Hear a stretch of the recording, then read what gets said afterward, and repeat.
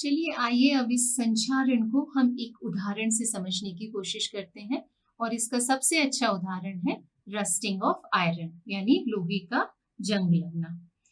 तो जो हमारा लोहा होता है यदि ये नमी या ऑक्सीजन की उपस्थिति में रखा होता है तो उसका जब संचारण होता है तो हम कहते हैं उस पर जंग लग गई है, उसकी रस्टिंग हो गई है।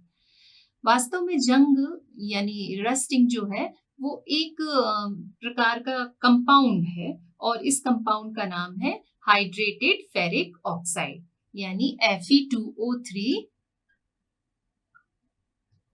XH2। ठीक है, इसे हम कहते हैं जंग। तो चलिए आइए देखते हैं कि ये जंग कैसे लगती है यानी इसके पीछे की मैकेनिज्म क्या है। तो यहाँ हम इसकी मैकेनिज्म को समझाने के लिए जिस सिद्धांत का उपयोग कर रहे हैं वो है विद्युत रासायनिक सिद्धांत, इलेक्ट्रोकेमिकल थ्योरी। तो कोरोजन की इलेक्ट्रोकेमिकल थ्योरी के अनुसार जो मेटल होती है उसकी सतह पर यदि अशुद्धियां हैं, उसमें इम्प्योरिटीज हैं, तो उसकी जो सतह है वो एक सी नहीं होती बल्कि उसमें हेट्रोजेनिटी उत्पन्न हो जाती है। और जब ऑक्सीजन और कार्बन डाइऑक्साइड जल इसके संपर्क में आता है तो वहां कई सारे गैल्वेनिक सेल का निर्माण हो जाता है।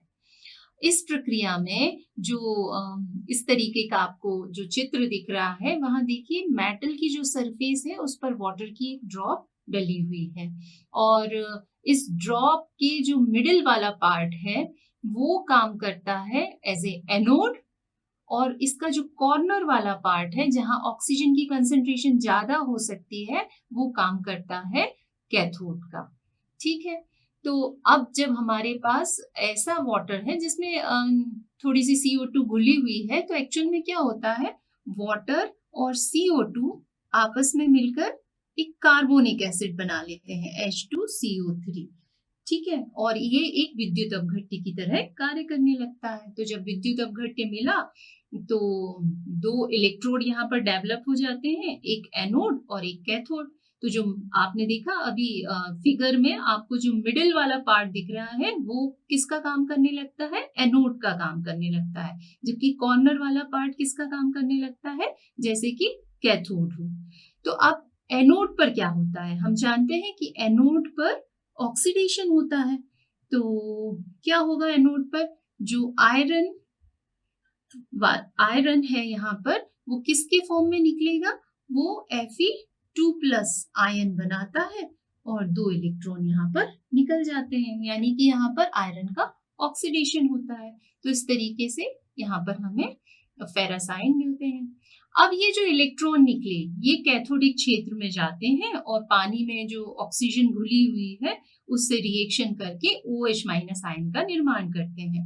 तो कैथोड पर क्या होगा, कैथोड पर हमारी जो पानी में घुली हुई ऑक्सीजन है ये इन इलेक्ट्रॉन्स को लेती है और किसका निर्माण कर देती है, हाइड्रोक्साइड आयन का, यानी कि OH- आयन यहाँ पर बनाएगी। आप चाहें तो इसको ऐसे भी लिख सकते हैं हम, तो यहाँ पर 2 हाइड्रोक्साइड आयन मिल जाएंगे।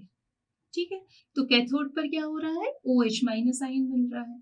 तो एनोड पर Fe2+ और कैथोड पर OH- आयन बना। तो ये पूरी रिएक्शन को हम किस तरीके से लिखेंगे, ये दोनों आयन आपस में रिएक्शन कर लेंगे यानी Fe2+ आयन जो एनोड पर है और हाइड्रोक्साइड आयन जो कैथोड पर बने ये आपस में रिएक्शन करके क्या बना लेंगे, ferrous hydroxide FeOH whole twice. तो यहाँ कितने लेना पड़ेंगे आपको, 2 OH- आयन लेना पड़ेंगे। तो ये हमारा क्या बना, फेरस हाइड्रोक्साइड बना।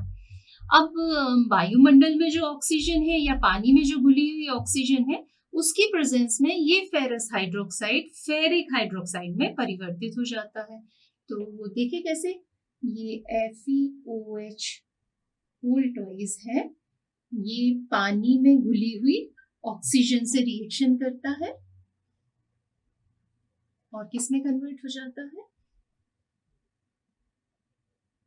फेरिक हाइड्रोक्साइड में कन्वर्ट हो जाता है। और ये फेरिक हाइड्रोक्साइड जो यहाँ पर बना वो शीघ्र ही वाटर मॉलिक्यूल को पार्शियली खो देता है और जंग में कन्वर्ट हो जाता है। तो इसमें से कुछ वाटर मॉलिक्यूल्स निकल जाएंगे और क्या बन जाएगा, Fe2O3.XH2O। और इसी को हम क्या कहते हैं, इसी को हम कहते हैं रस्ट।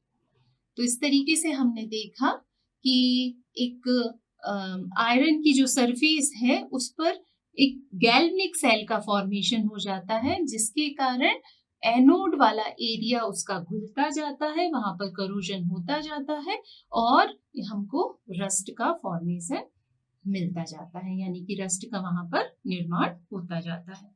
तो चूंकि ये रस्ट हमारे किसी काम की नहीं है, हमारे काम का तो क्या है, आयरन, मेटल, तो इस रस्ट को हम दूर कैसे कर सकते हैं।